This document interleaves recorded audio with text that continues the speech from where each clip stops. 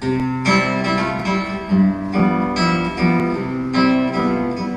sing along. Come, let us sing. Come, let us sing. Sing to the Lord. All right, our next speaker at today's conference, the final day of the conference. I have not had the pleasure of meeting this gentleman, but he, of course, is a New York. Comes from a small settlement called New York, and he's been a Jewish educator for over 23 years. He's taught in many Long Island yeshivas, Academy of Long Beach, the HNC Torah Academy of Suffolk County. He's taught comparative religion at Hofstra University. Also, I'll quickly get through this because it has a very extensive resume. His writings have been published in books, also in periodicals such as U.S. News and World Report, the Jewish Press, and of course he's been a frequent guest on radio and television. The rabbi has founded Masorah.org. It was done 11 years ago.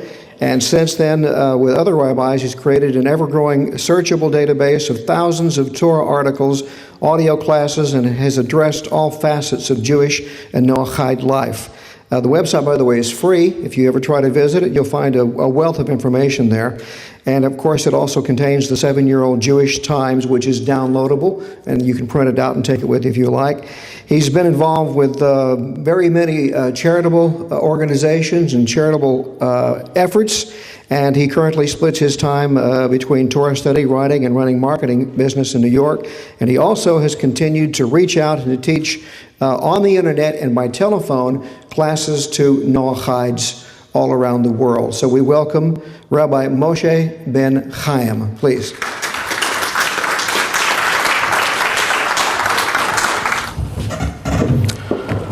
First, I want to commend everybody who's been so active in the Noahide movement, as well as the rabbis that have spent their time traveled near and far. I think it's very important, and as was being told to me earlier today, there are some people, some Noahides, that find it difficult to find a rabbi to actually get involved in the movement. When I heard it, it was very distasteful to hear. I mean, Deuteronomy says openly that when the Jews keep the Torah, the commands, then it'll be our wisdom and enlightenment in the eyes of the other nations. So that means clearly that God intends that everybody has a chance at the Torah. The Talmud also talks about how God traveled to different nations and offered them the Torah before the Jews accepted it. And whether you take that literal or as a metaphoric statement, the concept, either way, means that God wants the entire world to have one path. I mean, if you think about this, there's one human being. Everybody comes from Adam and Eve, and then after the world was flooded, everybody in this room and on earth comes from Noah. So if that's the fact, and we all have one design, how can you say that there should be multiple religions? I mean, let's say you have a person who lives in Argentina and Alaska, and they both have the same exact physical ailment. Now, they both come to a hospital, a doctor.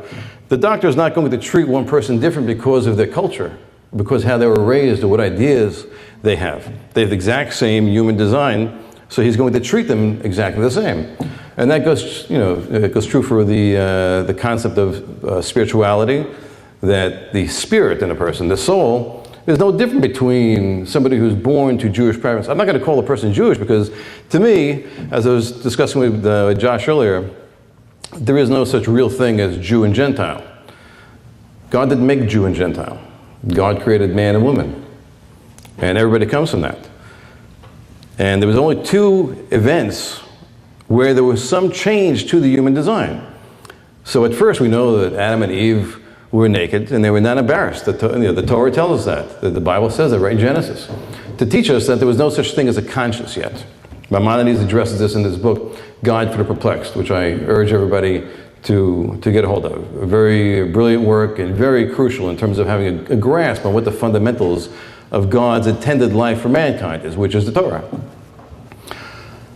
It was only after they sinned that God now gave them the conscience. At first, man just had the ability to think between true and false. See, Adam was naming the animals, if you remember in Genesis. That means he was involved in scientific study. He was involved in defining and categorizing, which is what scientific thought is.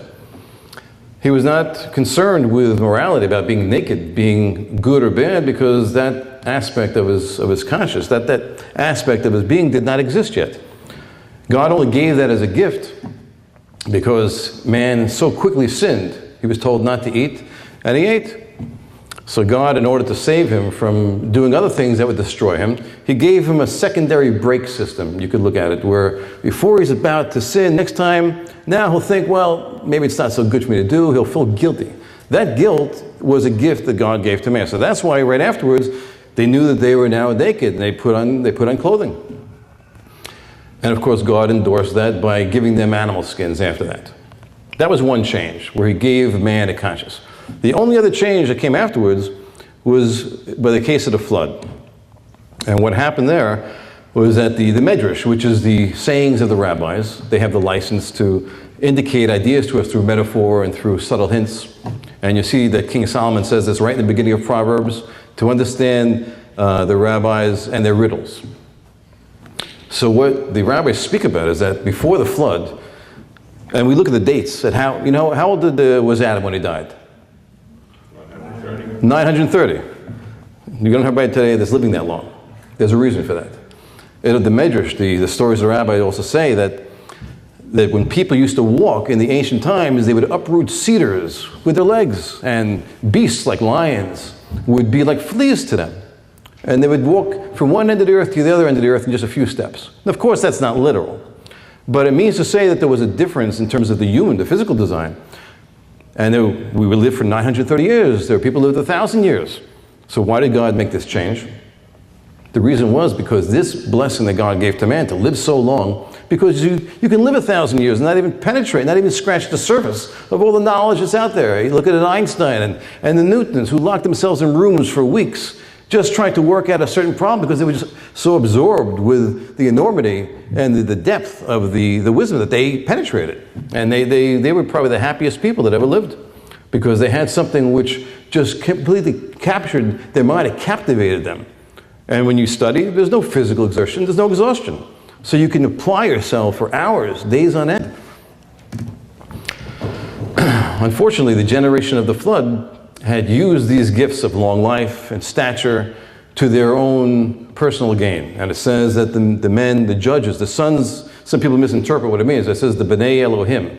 Elohim means the leaders, the judges, or the people that were in power. So the children of these leaders, of course, in their vainglory and their great ego, they felt their parents were in power. They took anybody that they wanted, sexually, monetarily.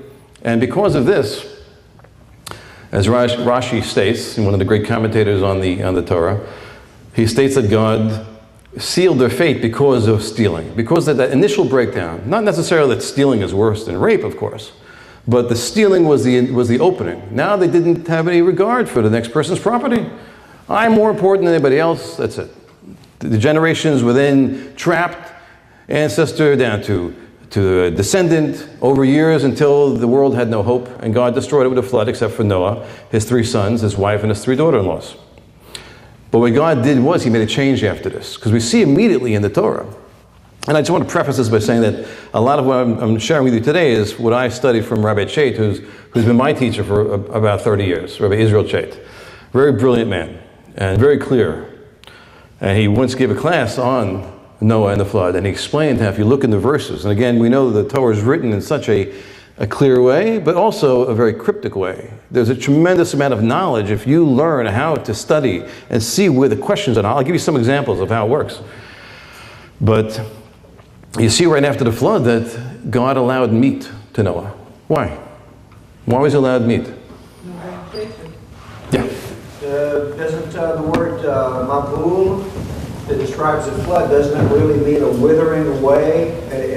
Much of the earth's nutrients were washed away and they could no longer get all their sustenance from plant life? Would that be? No, everything did regenerate. Yeah. But that's right, mabul does have the root of bal, which means to be bola, to wear away. And it did wear away. What Rabbi Chait explained, the reason why meat was given was because now God reduced the stature and the length of years. And if you look, you'll see clearly, from that point forward, 800 years lifespan, 700, 600. Abraham was 175. Why? because God reduced, again, as a gift to man, he took away that element of longevity and the stature which man used and abused, as opposed to using it just to procure very easily. Like Adam was supposed to be in the Garden of Eden, man and woman, all the food was available, just don't eat one thing.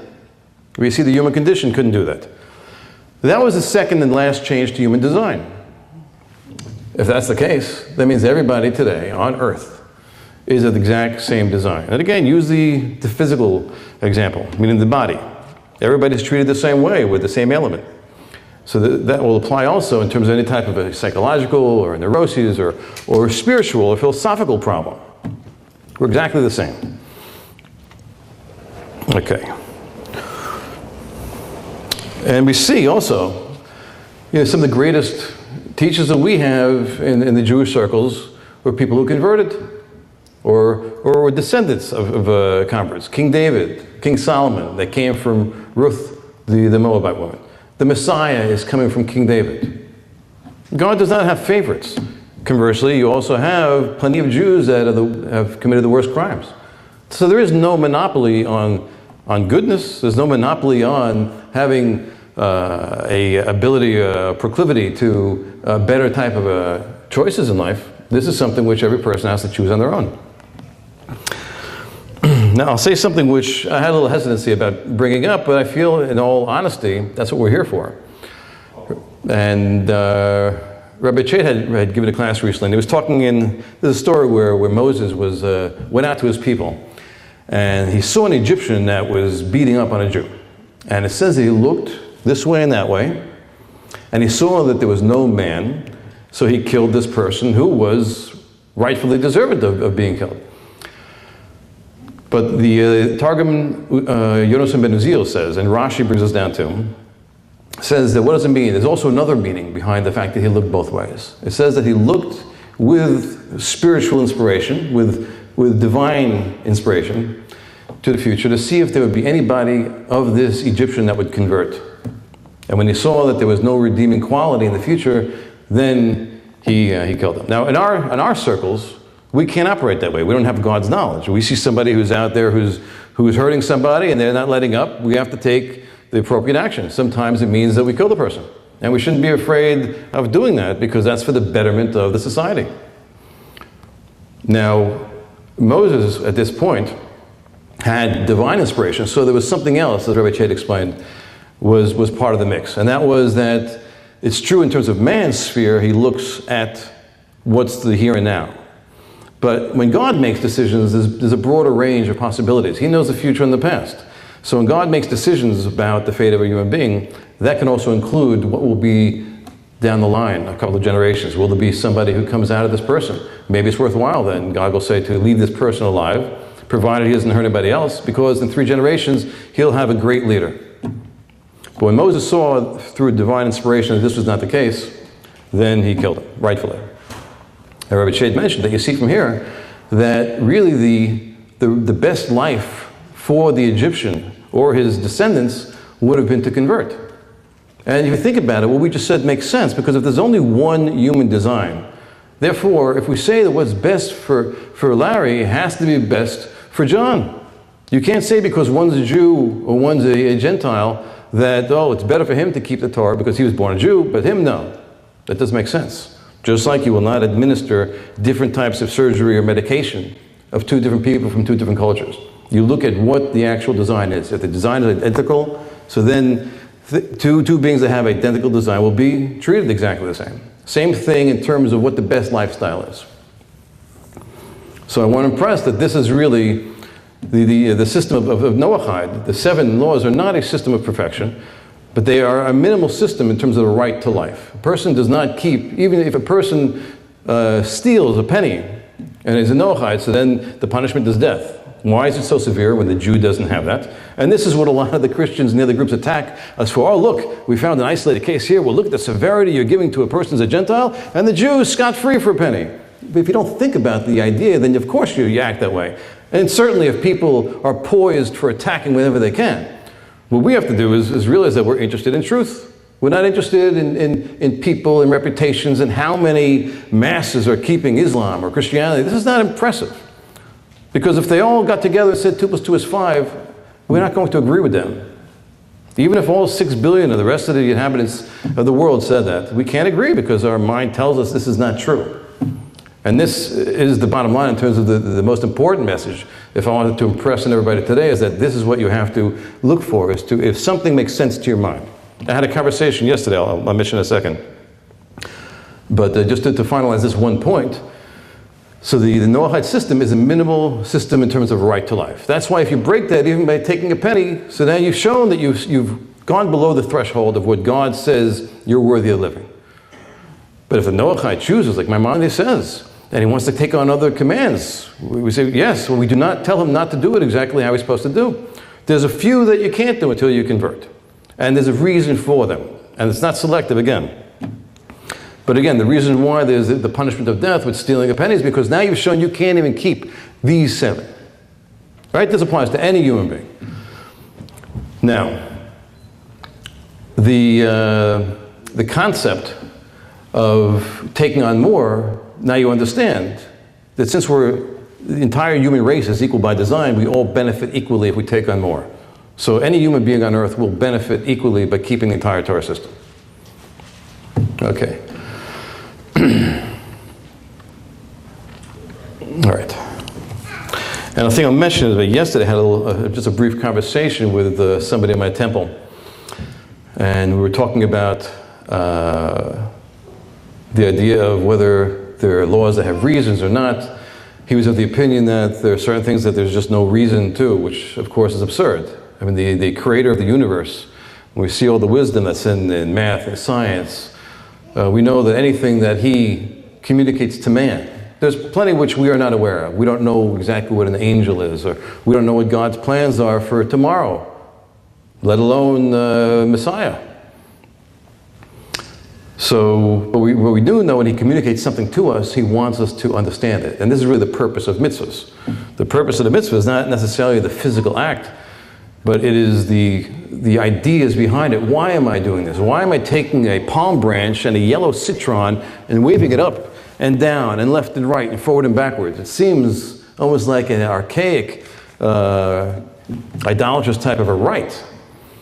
So we have to look into this. What is God doing over here? So some Jews I speak to, there's no reason for it. You just have to do it. So that doesn't make sense. God's going to give you some act which there's no sense at all why you're doing it. Where are you perfecting yourself? Is it a muscular act? These things don't weigh too much. You're not really getting too much cardio out of it. So where is the benefit? Why is the creator of the universe telling you this? So of course there's ideas. The Talmud takes it up. A person has to have the patience to open up the Talmud and see. So it discusses there the idea is that when you lift it up and you bring it down, you're now saying this produce which the Creator made, and at this harvest time, we're now saying that He is the one that created the heavens and the earth. So we're basically pointing with it. This is now something which was produced by Him. He is responsible for the sphere of creation. Everything in creation is His doing. So up and down covers all creation. There's nothing else. So why do we also north, south, east, and west? What is that concept? Because there's something else that God created. And that is what we say providence, meaning His governing of man. So He didn't create the world and leave, as some philosophers say. And we have proof throughout history of His involvement, the miracles. So when we move this around, we're now saying the plane on which man occupies, his travels, his doings, that's what directional movement of the lulav and the esrog, the citron and the palm and the myrtle and the hyssop, that's what that is for. Now we look into that, now that makes sense. Now we're categorizing, we're saying that God is not only the creator, but He's governor. It's two discrete ideas. He caused everything alone, and He rules everything subsequent to that creation. And if you look in Genesis, it has these two categories. The rabbis discuss why does Genesis talk about creation once, and then it talks about it again. He already talked about He created Adam and Eve, and now it repeats it again. I think it's chapter 2, verse 4. It starts again. What's the second iteration of this creation? So it's because the first was about the actual bringing into existence from non-existence. And the second time He discusses it is now showing you how these things operate. Oh, man was naked. He was not embarrassed. And then the shoots in the ground didn't come out of the ground yet. Oh, now we see He's talking about how things work. God's telling us a bit about how we operate. So there's ideas, they have to be studied. And again, you have to cleave to a teacher that will devote his time. And like I mentioned earlier, to me it's very distasteful that any person, any Jew would not want to take his time to teach. I mean, just like I have to teach my brothers, my sisters that they don't know, you don't know something about the Torah system, I have to tell you. This is why I'm here. This is why I take time out. And to me, the person who's really is living properly is when you care about everybody else. It says, "V'hafta re'echa kamocha." You care about the next person like yourself. You are not any special. Get over that ego emotion thing. Don't say that you don't have the time for a person, he wasn't born Jewish. That makes him worse. So and many hear this. This is in Jewish circles, you hear this. And I correct people. And I see other things too that are problematic. So there has to be this clear recognition of what God says. He wants you to keep the commands like Deuteronomy says, because when you keep them, this will be impressive to the rest of the nations of the world. And the Talmud said openly that God offered the Torah. They didn't take it at the time. All right. And of course, what we have to have as our foundation is that we recognize that the exclusivity of the Torah system as compared to any other system. And it's important that we all really have this clear, that there was only one event where you had masses attending and there were evidence of God's existence in that event. You do not have this in any other religion or belief system. And the reason why they're belief systems is because they have no proof. So they tell you, believe. Don't ask questions. You doubting Jesus? Don't do that. They say this because they don't have proof. But if you sat down with Einstein and he told you something and you doubted, he would then explain to you a proof. And Judaism has the proof. You imagine this. Imagine I come to you today and I say I got out the airport and these aliens came down and they gave me this, and I bring some booklet and I show it to you, and there's alien writing on it. And I say, yeah, I was in the airport, there was mobbed, there were 100,000 people there, and they were there with me. And they saw this happen. So I come to you, you're going to ask me, well, how come I'm the only person telling you this? Where are the others? Now, do you think my story would survive a year? A week? What about 3,319 years? Well, we see that Moses' story survived. But not only did it survive, every other religion. You look, the Quran accepts it. They even take responsibility for Moses, and they say we gave Jesus to the Christians and then Moses, and we took you out. And Christianity as well. They don't touch a word of the Old Testament. Why not? You want to start a new religion? Start from scratch. Why are you plagiarizing? Why are you cannibalizing this? Because it's historically true. Theirs, you look at it, they can't even get their gospel straight. There's 4 of them. Which one is it? Why was it written down 100 or 200 years later? Where were those 5,000 people that Jesus fed with the fish and the water? Why was there silence for so long?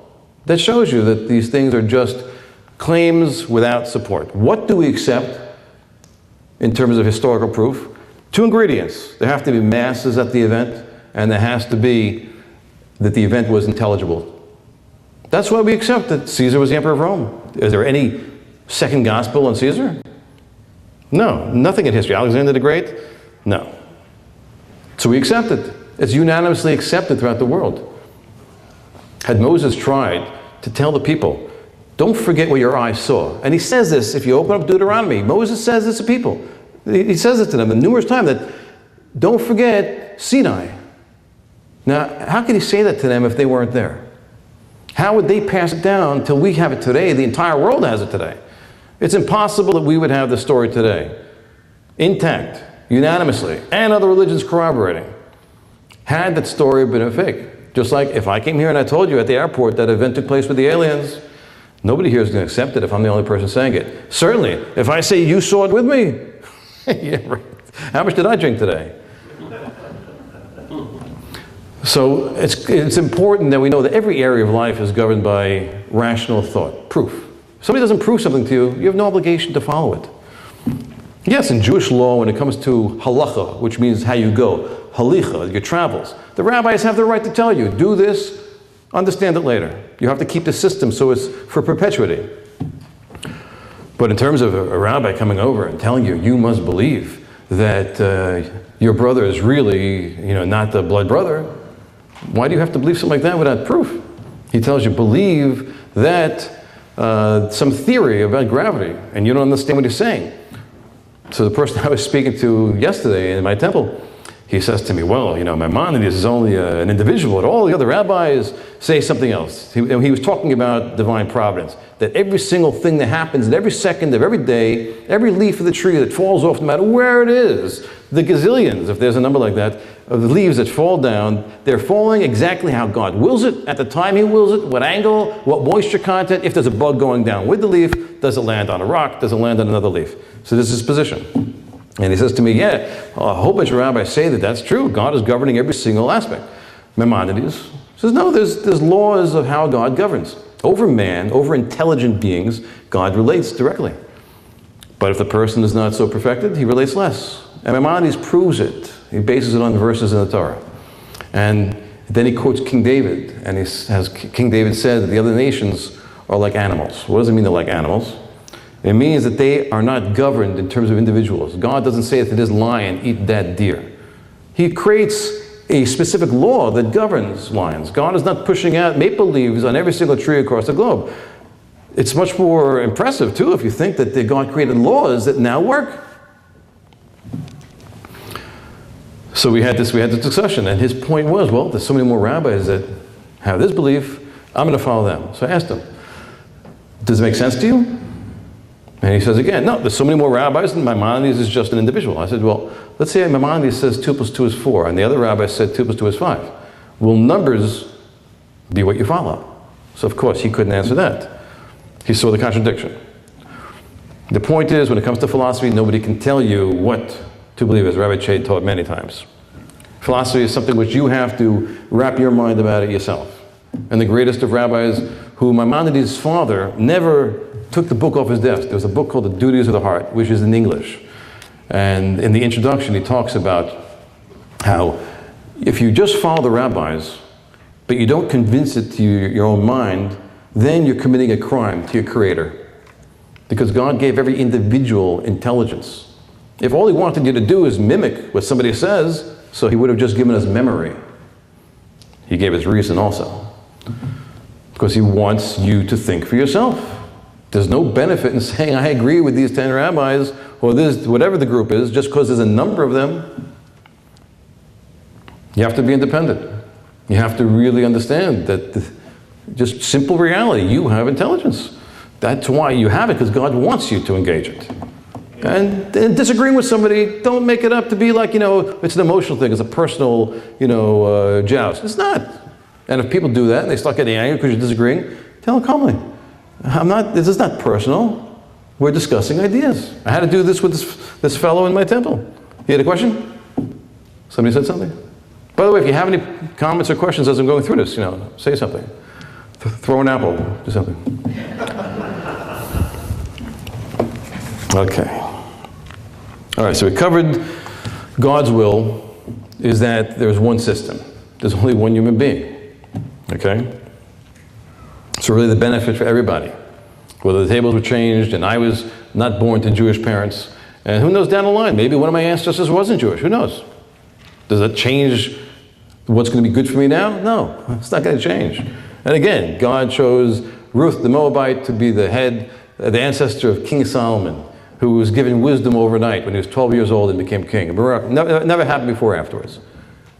God didn't care that. Who did God create? Again, He created Adam. He didn't create a Jew. He created human beings. He wanted to give creatures the ability to perceive wisdom and enjoy that, and to uncover and unlock beautiful ideas throughout our entire lives. He initially made us to live 1,000 years. We sinned. He gave us a gift and made us die younger, so this way our invincibility was shattered, so we could be humble. Again, we all come from Noah, from that couple. We're identical. So the benefit that we're going to get is by all of us keeping the Torah system.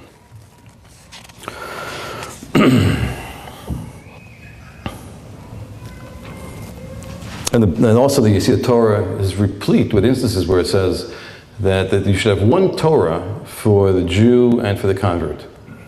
So again, you have proof right in the Torah. God's telling you, a person converts, they have the exact same system.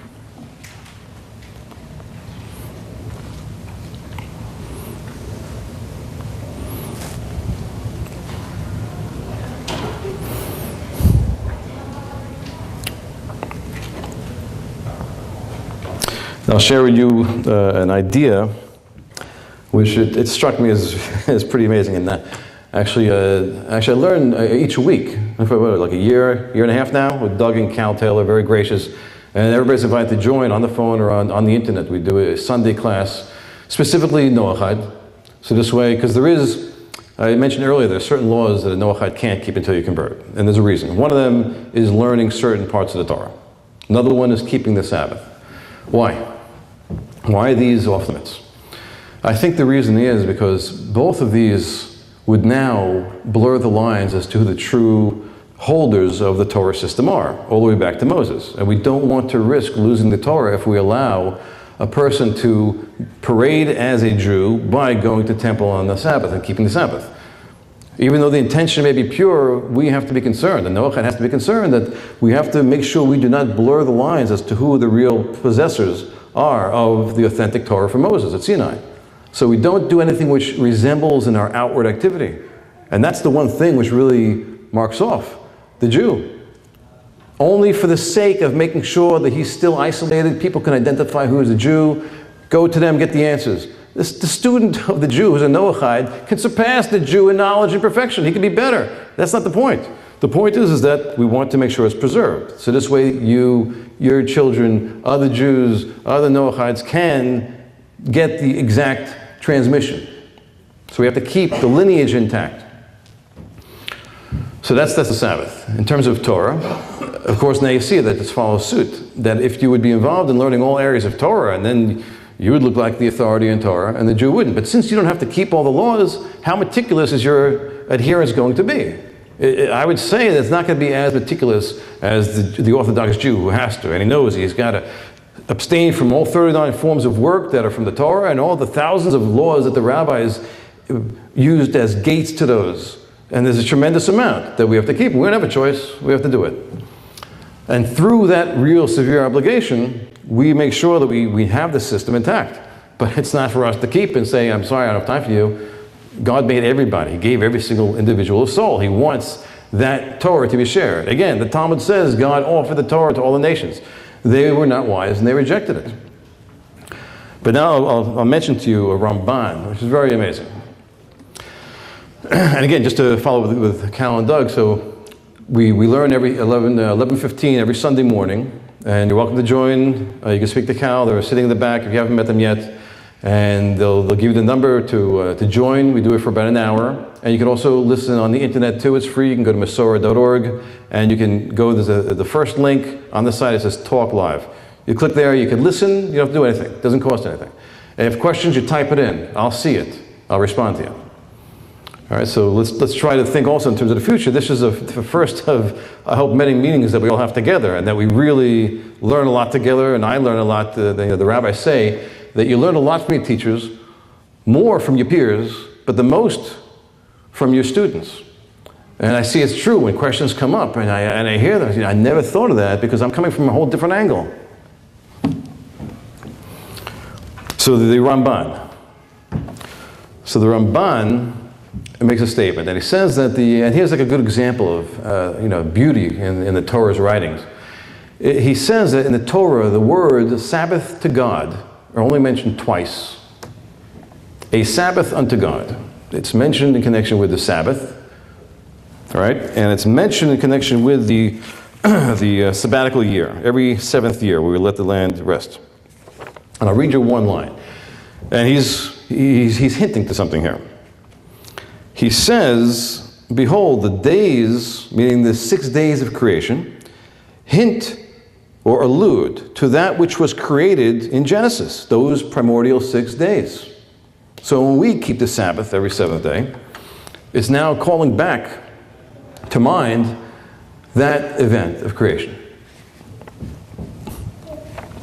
But the years allude to that which will be in the creation of all the days of the earth. Whoa, step back for a second. He says the years, meaning when we work the fields in Israel for 6 years, and then the 7th year we stop. We don't work the field. We have to rest the land. Not only do we stop it then, we also stop it. So we have units of days. 6 days, then the 7th day. That's the Sabbath. Then we have 6 years. It starts to protract a bit. 6 years, and the 7th year we stop.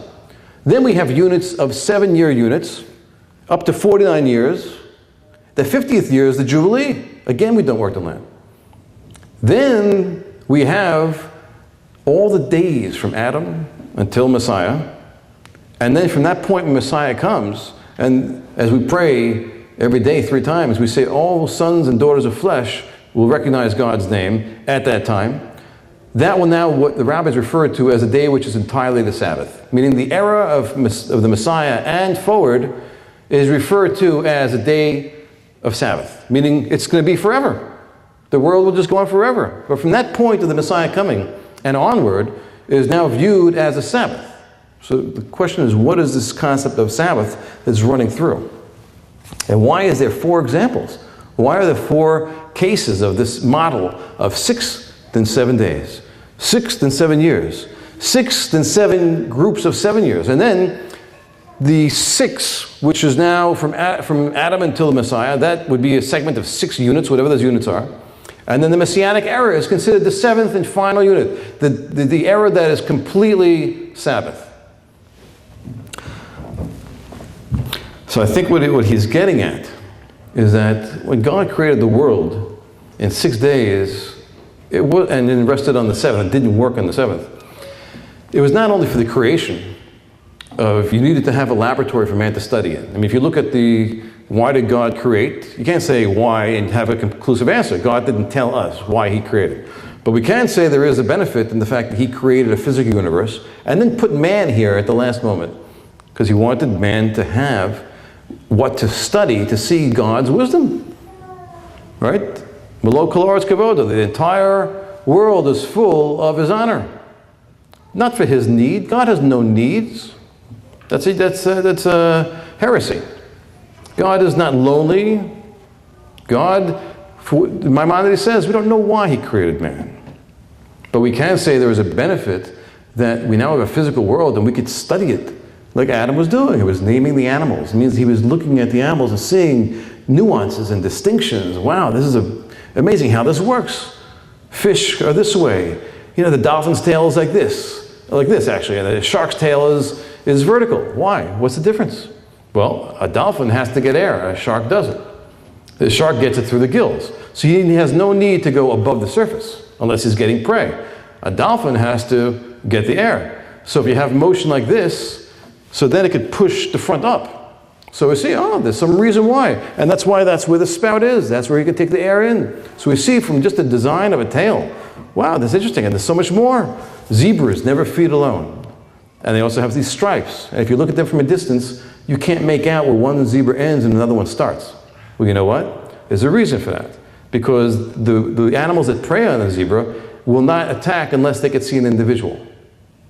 So when the zebra is by instinct herd together, and now the prey can't make out an individual zebra because all the lines are just making them look like a blur. So that's how that species is protected.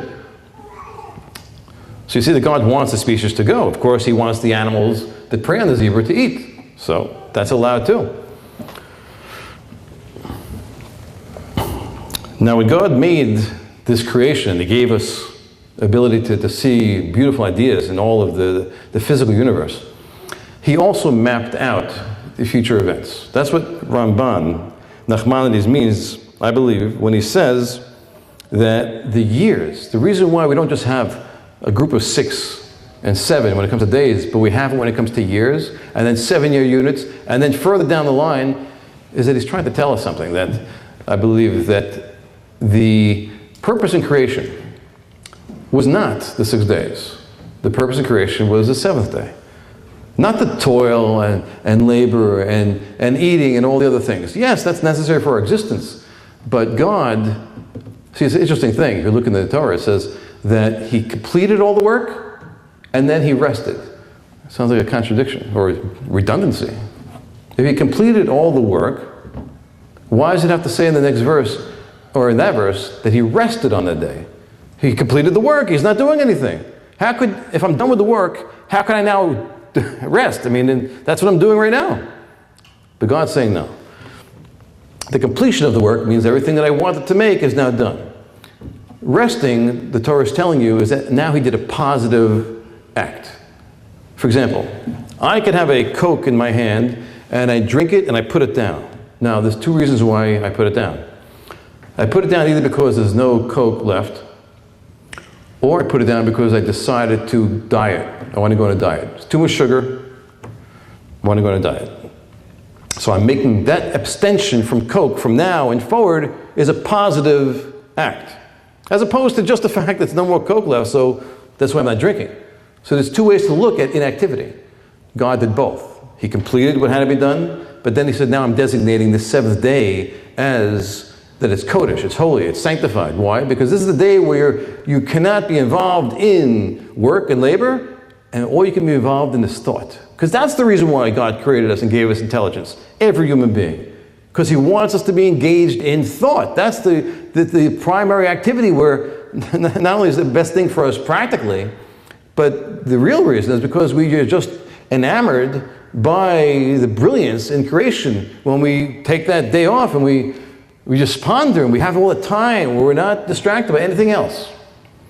So since that's the real objective of the creation, it's not just going to stop on that first Saturday. Ultimately, that is going to be the way the world will exist permanently. And that's the days of the Messiah. That's what the Nachmanides means when he says that the years, when we now see that it's not just a 6-day period, but then the seventh day we stop, but then God protracts it a bit. It makes it a longer unit. 6 years and a seventh. Then 49 years and a 50th. So it's pointing to something. God keeps on he's elongating it. That means he's trying to point to the future. What's going to happen ultimately? When we all are going to be involved in wisdom with very little toil.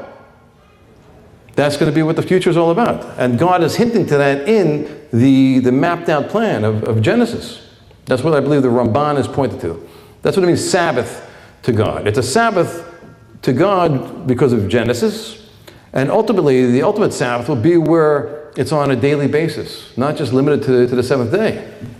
Of course, we'll still have the Torah system. We'll still have the laws of Sabbath. We'll still be able to work those 6 days. But it will not be with the same need. A few hours, 1 hour, we're done. Go back to the books, have a class, have a discussion.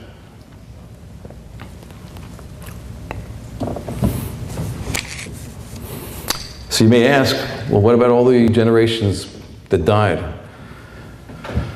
How come they're not going to enjoy that future era? Well, they will. Those who live properly, that's why we have the principle of the resurrection of the dead. And we see that this is something which you had cases that were similar by the prophets, Elijah, the young lad. So again, if you look at the commentaries, he didn't resurrect the child. He prayed. The commentaries say he prayed to God. Man has no power. That's why we find it so distasteful and heretic that you have a religion where we deify a man. We say that God became a man. We say that there's a greatness in the man, that the man did a miracle. No. Man can't do anything except he could just move his limbs and his muscles. All the plagues in Egypt, God told Moses, raise your staff. One rabbi, I forget who it was, explained that it was in order to show that it's not Moses, but the fact he carried a staff was to divorce the attention from him. And Moses also had a lisp. He said to God, I can't take the people out. So there was no deification of the person. And all the sins of Moses, they're recorded. We don't say that anybody is infallible. Unfortunately, you have in the Jewish community, you do have people that do this. Just like in the Christian. You have people that they have this concept where they take a rabbi, whether he's dead or alive, and they say there's certain powers if you go to his grave. Or that he'll do certain things. And we don't say that there's any, we only pray to God alone. Somebody had a question? Yeah, what about Elisha's bones? When the dead man, they were carrying the dead man, and the enemy came upon him, and they threw the dead man into his tomb, and he came back to life, wouldn't that mean that there is a certain amount of something on the physical body of a holy person? No. Because think about it. This holy person had to be created. That sounds to me like he's very dependent for his very existence. He also came after God set up all the laws of nature. So the laws of how bodies work existed long before this holy person. So what's the purpose of that story? What are we to learn from it? You have to go into it. Each story you have to look into the words, you have to analyze. Like, for example, I'll give you a very nice idea. It says by Joseph that when Paro wanted to make him a leader because he saw how brilliant he was, explaining the dreams of the 7 cows and then the 7 ears of corn. And he was so impressed with that, he didn't know what to do in terms of the fact that there was going to be a famine. And Joseph was wise, and he said, now Paro, you should seek out a wise person, and we'll help you make this into a success for you. He'll turn it around. So Paro said, who is as wise as you? You're going to be my second in command. And it says right after that he changed his name to an Egyptian name. He gave him the daughter. If you remember, he was accused of rape by Potiphar, his wife. He now gives Joseph his daughter. And it says that this guy Potiphar all of a sudden is now the priest of a city called On. It doesn't say he was a priest earlier. So if you look at this one verse, so God is communicating something. And it says at the end of the verse, and then Joseph went out in Egypt. So what Paro was doing, and he was wise, that's why he was Paro. He was trying to figure out, how am I going to put somebody in power who is accused of rape? How is this going to wash with the society? So if I give him the daughter of the woman that accused, so she will not open her mouth. If I promote the father to a priest, who he was no priest before, that will clam him up. And let me also make an attempt to change the whole veneer of Joseph to be an Egyptian, so he gave him an Egyptian name. So you see in one verse, the Torah is revealing, if we look at the verse, and that's what I'm saying, this has to be done in this story too. Without the verses in front of me, I'm not going to venture to say anything. But there's a tremendous amount of study and patience just to look through. I know I spend time, sometimes weeks, and I come back to something. Sometimes you get the answer, sometimes you don't. But again, you have to keep in mind that God wrote all this. So it's not a very simplistic thing. And you look at the volumes that the rabbis wrote on it, so that there's a tremendous amount that they're teaching us. So we have to give the due diligence and the patience. But the verse itself ends off by saying that Joseph went out in Egypt. It doesn't say the Egyptian name, that Paro just named him Tzafnas Paneach. He just changed his name to Tzafnas Paneach, which means interpreter of dreams. But he changed it to an Egyptian veneer so he'd have the most success possible at passing off Joseph as an acceptable viceroy. But the end of the verse says, and Joseph went out to Egypt. What is it telling you? All Paro's attempts failed. He was still Joseph, no matter what Paro did to try to change him. So the verses, over the years I've just seen, you have to have so much, it's exciting. It's like you open up the Chumash, you open up the Torah, so what am I going to learn now? It's like an exciting event. And you see the questions, and then again, you need to have teachers that will keep on learning with you and showing you the beauty. And then that'll just fuel the fire, and you'll be on your own. You'll be able to, it takes years, decades. But it's a fun process. It shouldn't be looked at something as toil. It's something which is why you're here. We have one life, all of us. We want to make the best of it. We know clearly there's only one incident where God revealed the system to people. That's the system that we have to follow. That's what you're all following yourselves. And we have to give the diligence, the due time to understand what the ideas are and not to accept something just because numbers of people say it. Make sure that you're using your mind to think clearly. Does this make sense what I just heard or not? If it doesn't make sense, you're under no obligation to accept it. And don't. You wouldn't take a job from somebody if the guy says to you, have belief, I'll pay you in 365 days. No, not one person in this room, I guess even in Fort Lauderdale, would do that. You want some sort of rational proof. You want to know the school is good that you send your kids. You want to spend some time with somebody before you get married to them. In all areas. Would you go to a doctor and let him just cut you open and get surgery or even inject the fluid into your veins unless you knew for sure that he was a doctor? So why is it when it comes to religion, all of a sudden people shut the door on intelligence? No. I just got to believe. Because, number one, there is no proof, so they have to use the claim for belief. And number two, because it's a very strong emotion to go against the tide. To say that everybody else is wrong and what you're seeing in your mind is correct is a very difficult thing. But you don't have a choice. You have to follow what makes sense. That's how the world operates. You're not going to walk in the street and say, well, I know it's green on that side, I'm going to still walk anyway because a car may come. You're not going to say to yourself, well, maybe the laws of nature will change now and people will all of a sudden stop on green and go on red. You're not going to say that because you know that there is intelligent approach to even the simplest activities like that. So when it comes to your soul, which outlives your body, so if you're going to go to doctors that you only trust, you have to, when it comes to your life here and in the next world, I mean, this is just, like the rabbis say, this is just a vestibule. This is a small entranceway. The next world is really, as Rabbi Chaim once said, where you learn most of your Torah. And it's also the longer existence then. You know, an infinite amount of time is longer than the finite. So we shouldn't be looking here and making our calculations on what we see here and in terms of what's going to be best for me in this physical life. No, enjoy the physical life. God has it mapped out how to approach it. But number one, you're not going to enjoy the physical life if that's all you go after. Because then a person abuses it, and they become addicts, and then they become bored and tired and suicidal. If it's tempered, and it serves the higher activity of wisdom, then you'll find the enjoyment you get from wisdom far surpasses any of the vacations you ever took, any of the cars you bought. We're just not designed to be saturated by physical objects. There's something called novelty, and it wears off. It's by design.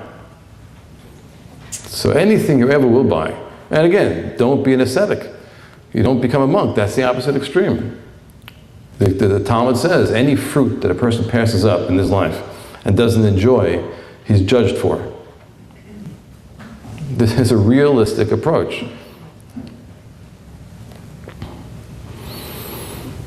Any questions or comments? Rabbi, when you had said earlier about man's life being shortened after the flood and started eating meat, or was given meat to eat, what's the connection between meat and the shortened lifespan? Well, meat is very nourishing. So that now compensates for his diminished stature physically and his diminished years. So the meat was now to come to compensate for that loss. It was. That's why meat was permitted at that point. The rabbis even say that Adam was able to eat meat, but he couldn't kill the animal. Whereas after the flood, you could kill the animal initially. You could take the life. But beforehand, you couldn't because there was a designation. This animal is for procreation, to carry on the species. That's why one of the 7 Noahide laws is taking the limb from a living animal. Because what you're doing when you take that is now saying the animal really is just here as food. So you're distorting God's will. That's why it's such a fundamental. It seems odd, like why you can't take the animal's limb. What's so wrong with that? No, what's wrong is you're now redefining what this animal is, when really this is supposed to be something to procreate, the species is God's will, and you're viewing it in its living state as food. You have a distorted view of what God's will is. Yes? Could Adam and the animals communicate? No. It does talk about King Solomon speaking on the animals, but it doesn't mean that he spoke to them. Again, man is the only intelligent being, so animals cannot speak. What it means that King Solomon spoke on them, it means he spoke about them. Just like he spoke about the benefits of certain plants, the benefits of certain animals, or the differences. Yes? You have a synagogue in where you live, is that true? You have a synagogue? Do I have my own synagogue? No. Oh, I thought you served, I don't know how to say it, head of a synagogue. No. No? What do you tell the Noahides about Shabbat? You mean in terms of obligation, permission? You encourage them to go to a synagogue? No, that's one of the 2 that I mentioned earlier you cannot observe. You cannot observe Sabbath. You can keep a lot if you want the perfections, but break it in some way. Do some sort of a violation. So you're not keeping the Sabbath. Yes? I always have a problem with that, and I'll tell you why. If I'm not commanded to do it, then if somebody tells me to do something to violate it, how can I violate it when I'm not commanded to do it to begin with? It means violate in terms of, if a Jew would do it that way, that would be a violation. You're right, you can't violate it. Your violation of the Sabbath would be 100% observance. Right. Yes. Right, but the reason why, again, is to make it clear that you cannot keep the Sabbath is because then nobody can tell the Jew from the Noahide. Now, people go to the Noahide to learn, but he doesn't have all the obligations, so he's definitely not as fluent in the Torah. So then he's going to pass on ideas that are not as accurate as the Jew that has to keep them and had to study them, because in order to keep them, we have to study them. It's not because it's any better or worse. It's just in terms of preserving the system. So are you Yes. saying- I'm sorry. This is just a housekeeping question. You said 11 o'clock on Sunday morning, 11:15. Yeah. What time zone? Oh, you want all the details, I see. That's New York time. Okay, thank you. And spell the website, MESORA.org. MES like Samuel, ORA.org. Yes? So are you saying no one didn't observe the Sabbath? No, he did not. There was no Sabbath observance until after the Torah was given at Sinai. Okay. I understand. So you had Yeah. about 2,400 years, 2,200 years later, that's when it was given. Somebody else had a question over here. I saw a hand. I see a lot of hands, but I saw a hand up. Yes?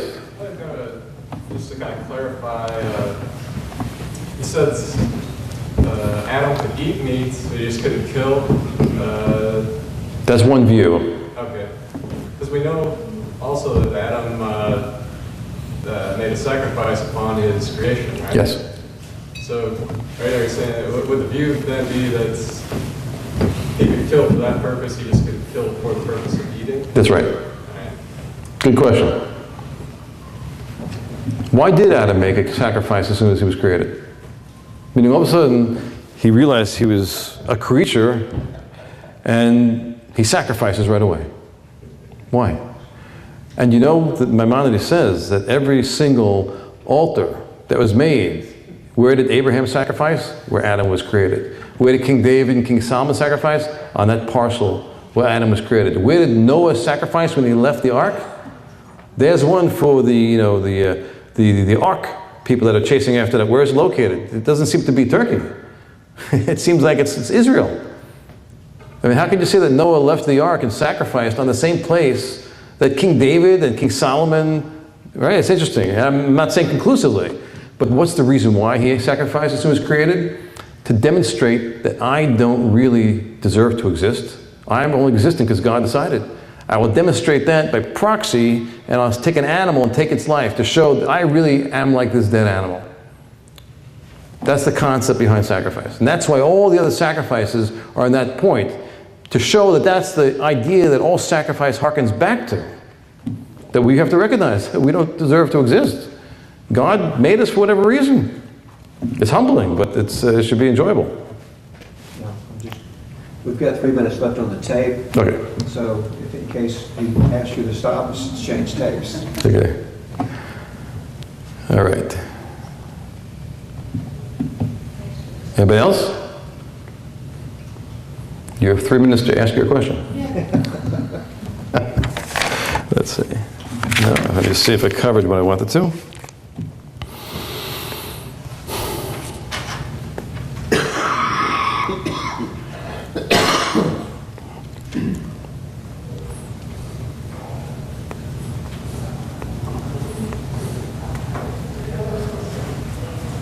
Okay, so everybody sees the idea clearly.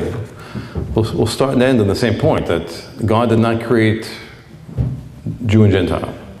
He created human beings. It was through man's corruption that he had to have a system, half the Torah. I mean, the rabbis say that whoever keeps the Torah is like he rejects, whoever rejects idolatry is as if he kept the entire Torah. Whoever worships idolatry is like he denied the entire Torah. And that's because a lot of the Torah is coming to go against the ways of the Canaanite people and the Egyptians and all these other heathen nations. Had they not corrupted themselves that way, you wouldn't have all that in the Torah.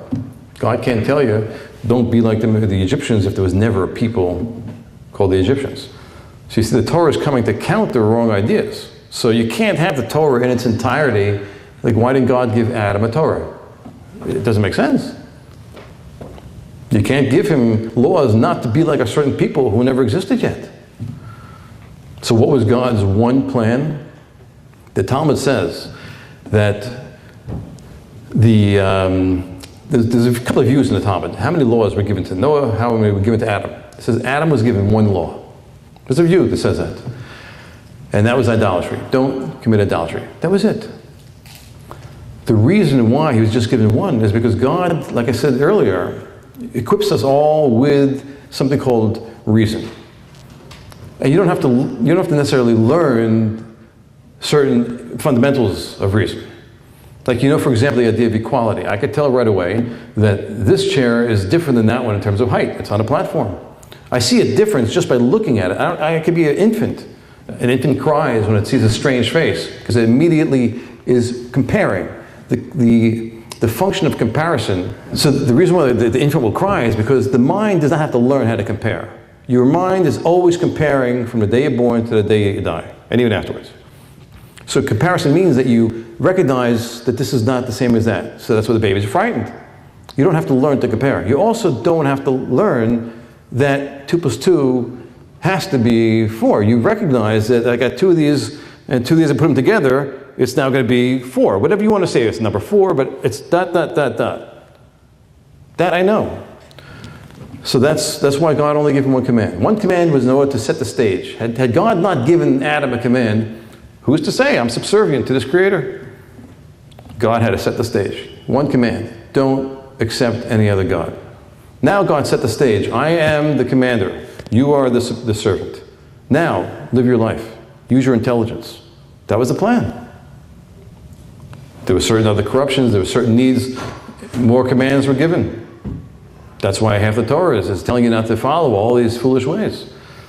But we have from birth, Adam is the proof that we have from birth the ability to use our mind. And look what Abraham did. He was an idolater, and he spent 40 years pondering and realizing that such great truths. He raised himself to such a high level that God spoke to him. Who today did God speak to? Right? A Noahide. That, if we want to give a label, that's what Abraham was.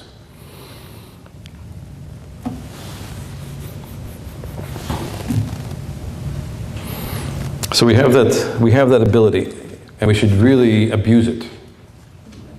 Abuse the ability to be critical in your thinking, and make sure whenever somebody moves a conversation, well, I don't agree with that. Make sure it always stays. It's not a personal discussion.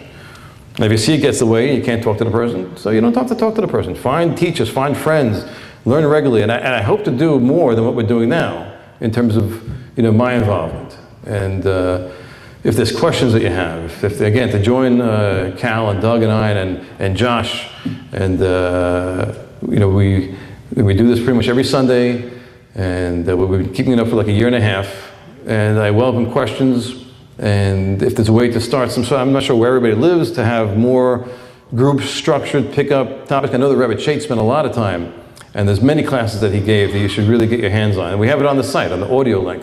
So you can go to the Masorah site and click on audio. You'll see a whole area that Rabbi Chait gave lectures on. Beautiful ideas.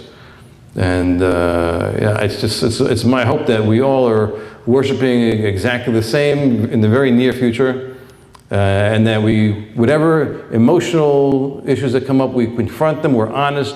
We are honest to ourselves more than anything else, and we share openly. I mean, there shouldn't be anything that you're embarrassed to talk about.